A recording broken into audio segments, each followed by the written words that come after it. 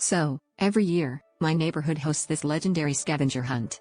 It's the kind of event where even the most introverted of us come out of our shells, all for the thrill of the hunt and, of course, the bragging rights. This year, my buddies and I decided to team up and give it our all. The day started normally enough, coffee in hand, sneakers laced, and eyes on the prize.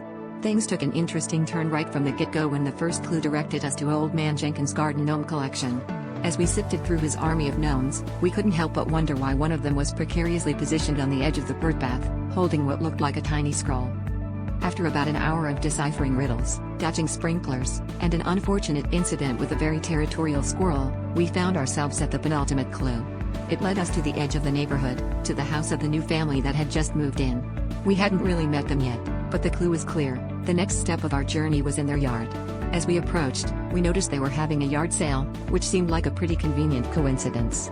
Amongst the typical spread of mismatched dishes and vintage VHS tapes, we spotted something that made us stop in our tracks: our own patio furniture. Now, I should mention, my patio furniture went missing a few weeks ago. I had chalked it up to either a prank or an overly ambitious raccoon with a penchant for modern design.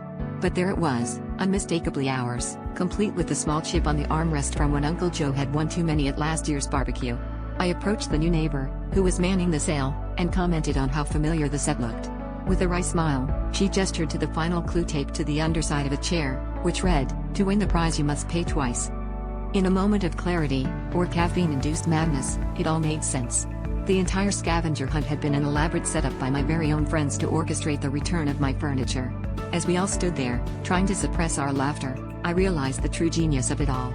They had not only gotten everyone involved in the joke but had managed to make me pay for my own stuff. I turned to my friends and said, "I guess this is what they mean by paying the price for good company."